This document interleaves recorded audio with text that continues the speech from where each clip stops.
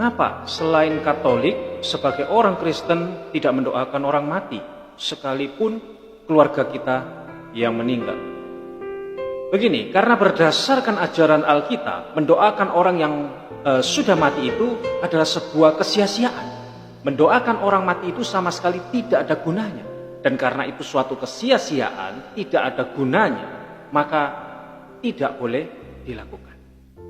Sekarang perhatikan baik-baik. Yang pertama, kalau orang yang sudah mati itu berada di neraka, maka kita berdoa seperti apapun, itu tidak akan merubah nasib akhirnya.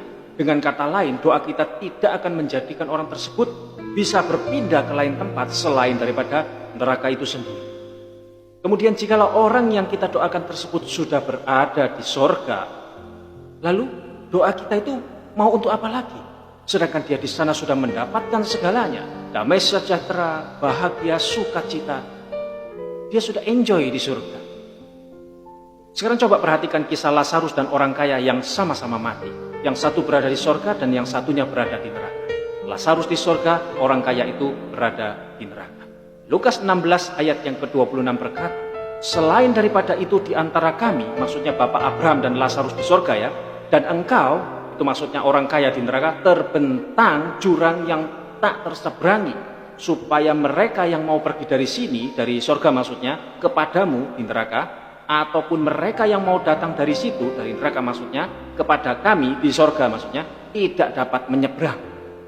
Jadi jelas bahwa ketika seseorang itu telah mati, setelah jiwa atau rohnya itu terpisah dari tubuhnya, entah dia berada di sorga atau dia berada di neraka, maka dia akan tetap ada dan akan tetap stay di sana untuk selama-lamanya.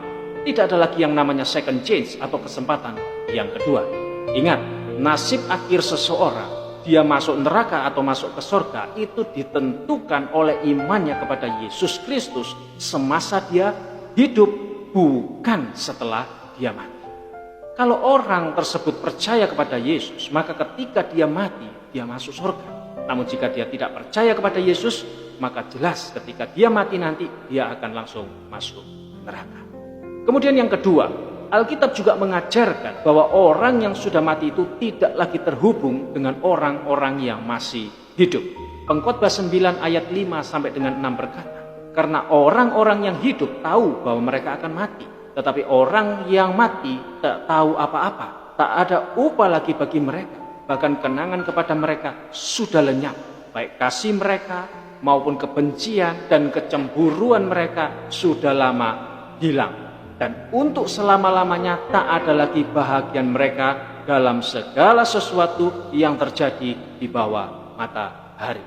Saya coba ulangi ya kalimat terakhir di ayat yang terakhir. Perhatikan, dikatakan dengan jelas di sana bahwa untuk selama-lamanya tidak ada lagi bahagian mereka dalam segala sesuatu yang terjadi di bawah matahari.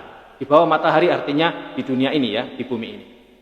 Ayat ini memang tidak secara langsung melarang kita mendoakan orang mati, tetapi ayat ini dengan sangat jelas mengatakan bahwa antara orang yang masih hidup dan orang yang sudah mati sudah tidak ada koneksi lagi atau tidak terhubung lagi, sudah terputus.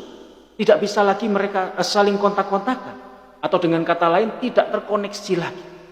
Pulpit Commentary berkata, between the dead and the living an invisible gulf exists. Antara yang mati dan yang hidup ada jurang yang tidak bisa dilewati. Nah, jika memang seperti ini keadaannya, maka jelaslah apapun yang kita lakukan untuk orang-orang yang sudah mati itu jelas menjadi sia-sia atau tidak berguna lagi, termasuk mendoakan mereka ya. Perlu kita ketahui bahwa sesuatu yang tidak berguna itu adalah baik untuk tidak kita lakukan. Firman Tuhan di dalam Yakobus 4 ayat 17 berkata, jadi jika seseorang tahu bagaimana ia harus berbuat baik, tetapi ia tidak melakukannya, ia berdosa. Jadi jelas, jika kita tahu bahwa tidak mendoakan orang yang sudah mati itu adalah baik, karena mendoakan orang yang sudah mati itu adalah suatu kesia-siaan dan tidak berguna ya, namun kita tetap saja ngotot atau tetap saja untuk melakukan hal tersebut, maka sesuai dengan Yakobus 4 ayat yang ke-17 tadi, maka kita berdosa. Apakah kita boleh mendoakan orang yang sudah mati? Sekalipun itu adalah keluarga sendiri, maka jawabannya adalah tidak boleh. Semoga dapat dipahami dan memberikan pencerahan. Tuhan Yesus memberkati. Shalom.